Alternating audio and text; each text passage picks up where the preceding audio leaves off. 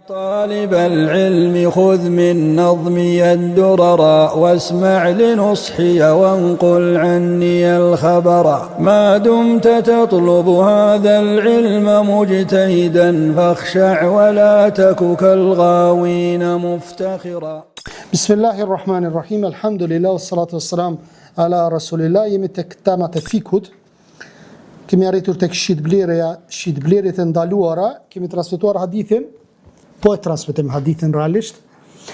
Ebu Sejt el-Hudri radiallahu anhu transmeton se pejgamberi sallallahu alaihi wasallam e ka ndaluar shitjen e ashtu quajtur munabedhe, sipas të cilët malli konsiderohet i shitur sapo t'i hidhet tjetrit copa, megjithëse se ka hapur ta shoh se si është. Gjithashtu i dërguari i Allahut na e ka ndaluar shitjen e ashtu quajtur mulamese, që realizohet sapo ta prek tjetrit copën pa e parë atë. E komentuam këtë hadith apo pak a shumë, pe dini dy lloj shitjesh që nuk lejohet. Thot profeti alayhis salam na ka ndaluar shitjen edhe blerjen e mallit të panjohur. Mirë, po çka vjen dikush edhe i prek mallin në errësirë edhe shit si çka i thot merre se kjo është, ky mall është më i yti, ti duhet më dhon parat apo. Në një aspekt që të dyat kanë të bëjnë me mallin e panjohur. Pa e shiku mirë ti mallin, ai po ta lën ty në dorë. Këto dy shitblerje nuk lejon dhe janë të ndaluara në fenë Allahut subhanahu wa taala. Hadithi 252. Ebu Hurera transmeton se pejgamberi sa ka thënë: mos u dilni përpara karvaneve të tregtarëve. Thot që t'u merrni mallin më të lirë. Mos ja prishni pazarin njëri tjetrit. Tu bo për shembull pazar njëri tjetrin, edhe dikush ndërhyn dhe thot hajde te unë se ma lirë kam. Apo e kam mallin më të mirë. Lele ta krynaj me to. Pastaj, nëse vjen të ti, në rregull jemi. Nëse nuk vjen, atëherë vazhdon çështja tjetër. Mos bashk veproni në ngritjen e çmimit në dëm të konsumatorit, mos bëni matrapazllëqe, qytetari mos ta shes mallin e fshatarit, mos i lini pamjelur delet me qëllim që të duken se japin shumë qumsht, dhe kush e blen një të tillë ka të drejtë të zgjedh pasi ta mjel, nëse do e mban e nëse mund ta kthej, nëse do e kthej atë shitset bashkë me 2 grushta hurma, dhe në transmetimin tjetër thot blerë se është i lirë të zgjedh 3 ditë. Dhe hadithi 253, Abdullah ibn Abbas i transmeton se pejgamberi alayhis salam ka ndaluar, thot, daljen përpara karvaneve tregtare dhe qytetari mos t'ia marr mallin fshatarit që ta shes. I thash ibn Abbasit, çka ka për qëllim me këtë? Mos t'ia marr mallin fshatarit dhe t'ia shes, tha mos të bëhet ndërmjetës. Bukur. Tash i kemi këtu 5 lloje të shitblerjes që i ka përmend Muhamedi alayhis salatu wassalam. E para, profeti alayhis salatu wassalam na ka ndalu që mi dal karvaneve, ai tipi ka ardh shitsi, po do me shit mallin, po do me hin qytet. Me një çmim të lirë normalisht. Edhe çfarë? Po don me shit, do thot, tek dyqanet ku i ka, bazat ku janë aty, ku e diune. Edhe del ky tash një person aty, ja merr mallin e monopolizon.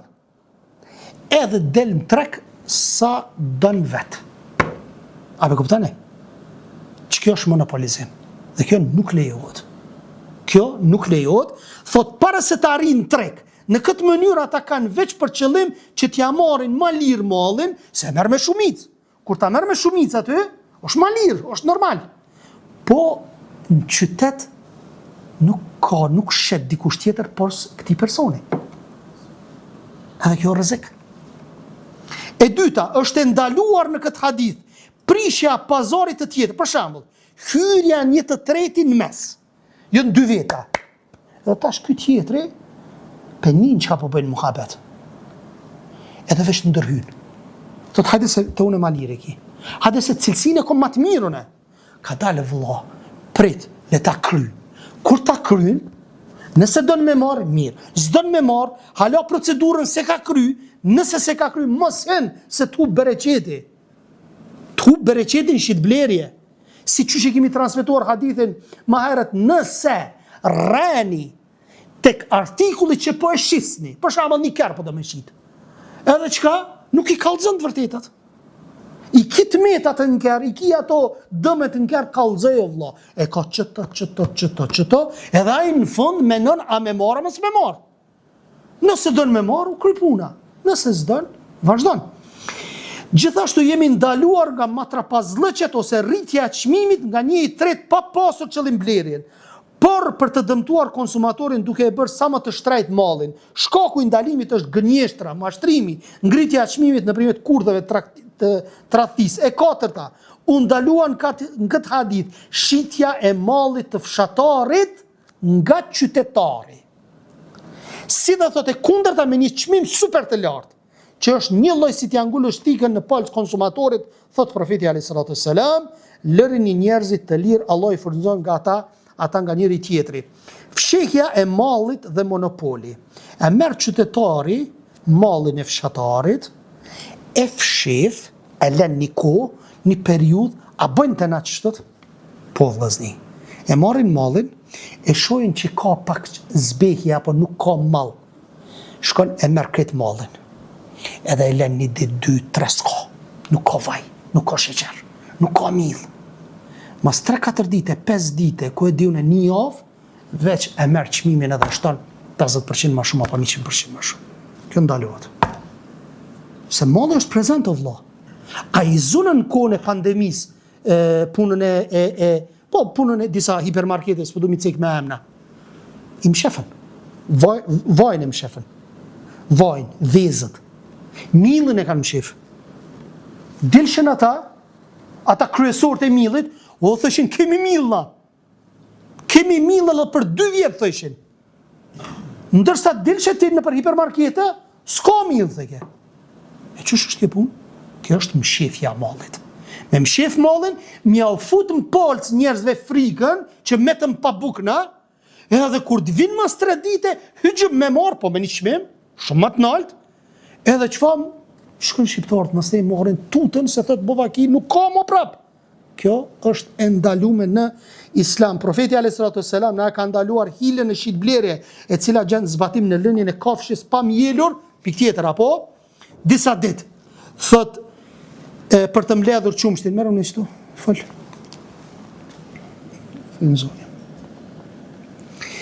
E si rezultat, thot shitet me një çmim më të lartë se sa meriton. Domethënë çka? E lën lopën, mushët ajo, gjitë e sa i mushën me qumsht, edhe nuk e miel, edhe kur ta merraj blerësi, e shet gjitha tomë, gjitha qumshtu e qitë, edhe del prej standardit, apo në të ku sa është çmimi, ky e shton sepse thot kjo lupa jeme, ma shumë po qëtë qomsht. Dhe kjo është gënjeshtë dhe rran. Islami për ta quar të drejtën tek i Zoti ka lënë kohë për të menduar 3 ditë. Thot kjo është e drejta e zgjedhjes sipas cilës bleri si është i lirë të vendos ose të mbaj. Çka përfitojmë nga ky hadith? Ndalimi i daljes përpara tregtarëve për t'ia blerë mallin më të lirë, ndalim që përfiton qenjen e këtij veprimi haram. Pas ndalimit fshihet urtësia mos mashtrimit në tregti, dhe normalisht kur ka mashtrim tregti edhe hub bereqeti, ndalimi ka ardhur për mos shtrejtuar mall, për mos ta shtrejtësuar mallin për vendalinjet, ja ban gjye shet me një çmim të arsyeshëm. Te na përpara vllaznie majnë mend para 20 vjetëve, 25 vjetëve, çka bëshin tregtar që ishin në marketa, përpara ka qenë liria. E dini, liria ka qenë, na qemi pak më të muqëm, market shtetëror u kanë. Edhe tash ka marrë vesh për shembull shefi apo ku e diune i këtij hipermarketi, i këtij marketi, që kanë morrit çmimet. Edhe çka ka bu ky që punon aty tek marketi, e ka ble mallin. Aty që e ka. Edhe nesër kur u bë shtrejtësia, do më thonë shtrejtimi i mallit, ky e ka shit pastaj në mas. Me çmim tjetër. Që dallim e ka shtin gjak. A për kuptani? Po ti kon për shfrytëzan. Ti cilën mall po e shet? Ti po shet mallin tënd atëre. Ai mall nuk është i yti. Nuk bën me shit ti mallin tënd me një dyqan i cili është shtetëror. Ti po bën biznes te një dyqan që nuk është i yti, apo? Sikur një person që ka ardhur te pejgamberi alayhis salatu wassalam, edhe çfarë i thot? Thot kjo është për mua, kjo për ty, kjo kështu, kjo ashtu. Thot sikur të kishe qëndruar ti në shtëpi. Atë kish ardhur që kjo aty, s'kish ardhur.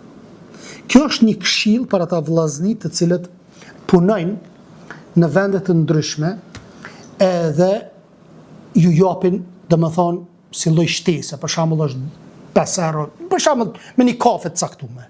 Edhe 2 euro kemi pagu, thot 50 cent për ty i ki.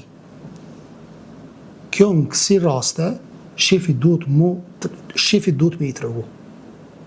Sepse atë 50 cent që në tia, kështë fitur në shpe? Jo. Duhet me i tregu. Nëse të thot bakshishet janë për ty, shefi është diçka tjetër. Ama ti vetë me marë pa lejen e shefit, sepse ti rrugi të marë për shefit. Mundu të më thonë shefi, jo, kretë janë ato të mijat, sepse ti jenë në vendin e punës teme. E ti kur ti tregon, subhanallahu, një besimtar i mirë, kur ti ja tregon shefit, kur ti thot që mu po m'japen përveç pagesës që është legjitime që duhet m'ja dhonë, po m'japen edhe bakshishe, çka me bo me këto, ose ati jap ty, e bën shefin me pas mendim të mirë për ty, subhanallah, kur ti i tregon. Thot subhanallah, edhe në bakshishe këtyre sa i sinqert është.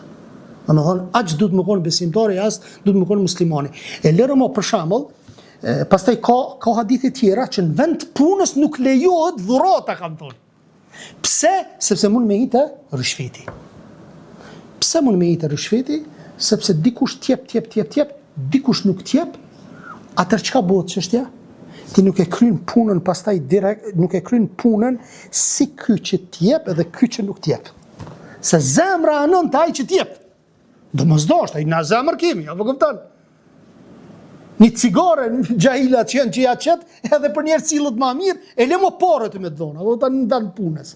Pra atë është sa ma larkë vendit punës dhuratat, për pos, nëse na mbllazni për shembull që doktori punon, edhe na jemi mësu për shembull me dhon doktorit libra, me dhon ai CD përpara që jon kon, ligjërata sen, edhe vend punës unë ja jap ato.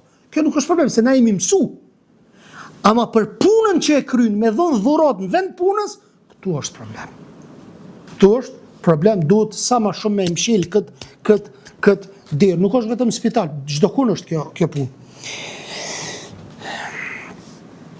Pastaj, ndalimi ka ardhur për shkak të hileve, mashtrimeve që bëjnë disa matrapas gënjeshtar, gjë që çon në marrjen pa të drejtë të parave të njerëzve, ama nëse e ka lënë pa miell nga nevoja që ka patur apo për arsye të tjera, jo për qëllime mashtrimi, këtë rast lejohet, nuk ka problem. Ndalimi i shitblerjes së vendaliut për jabanxhiun është një meselë tjetër që Imam Ahmeti e bën totalisht pasakt.